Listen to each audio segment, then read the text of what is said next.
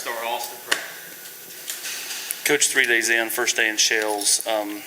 Different intensity today. I mean, football's played in pads, so when you start putting on a little bit of padding, I'm sure it changes for the guys, right? Yeah, I mean, they're excited. They're excited to get out there and thump a little bit, and it is. It's not football when you don't have pads on. You're 100. Go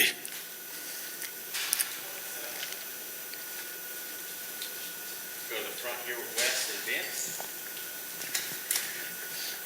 How much easier is it, when you get into a fall camp and you've got a full roster and you're closer to the season, you know who's going to be there, when you're, kind of filling out those special teams units and figuring out a role for who's going to do what? Well, I'll tell you, in the spring, our guys work their tails off, and all you do in spring practice is you build your players' portfolio, right?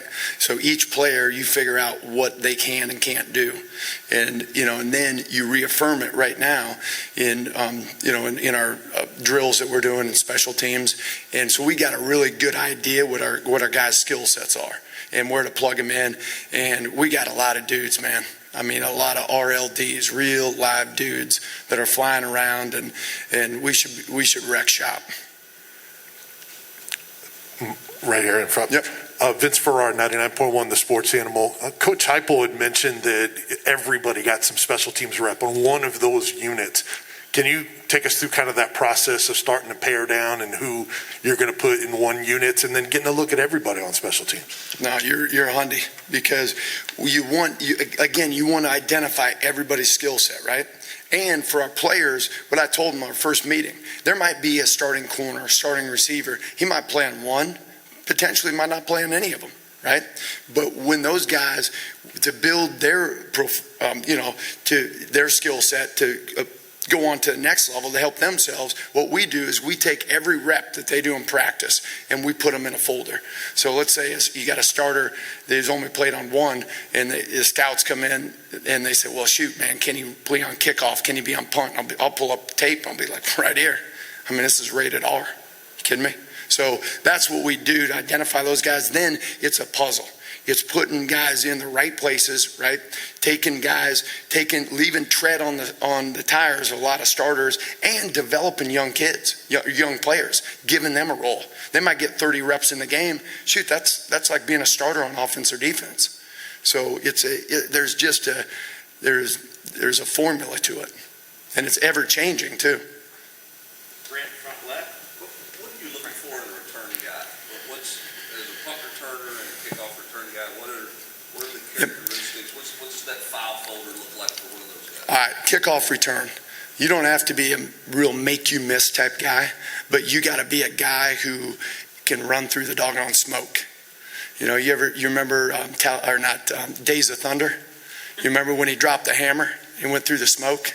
That's what the video I show him. I mean, that's what kickoff return's like.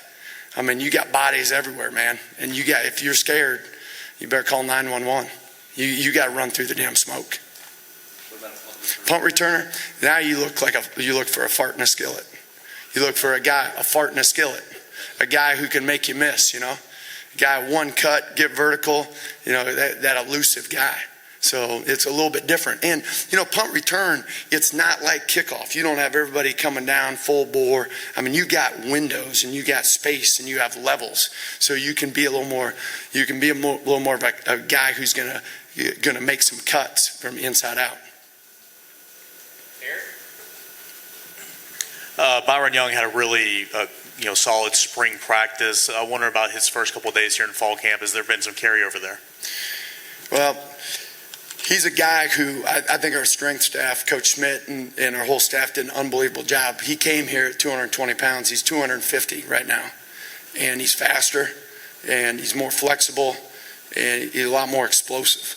So he's a guy that keeps on progressing, and he can be as good as he wants to be.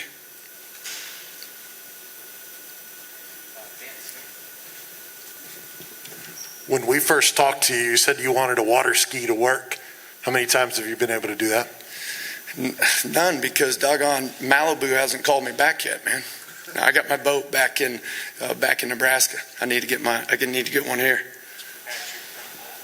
Some of those other guys at your position with Tyler Barron and Bryce Neeson, how have you seen them kind of from the spring to now? Have you seen them kind of have the summers that you guys were probably hoping they would have? Yeah, there's a lot of guys, Roman Harrison, Tyler, and we already talked about BY. Just a lot of guys. I mean, shoot, it's early. It's the first day of half pads, day 3. So, those guys, they're understanding the system. They're out there. They're a lot more comfortable, which allows them to play a lot faster and allows them to play. We just got to keep playing with better technique and just getting better every day. But I like what I'm seeing. With Roman, you guys will get a chance to see him in the spring. How important is it this first week or so for you guys to kind of evaluate him and see how he can help you guys? Yeah, he's a guy who's extremely explosive, and he's just got that. He's country strong. I mean, he got that. Just some great strength to him and great fast twitch. So it's just getting him out there and getting him used to the defense, and so it's a work in progress. Coach, has time for one more. All right, great, thank you. Hey, appreciate you guys.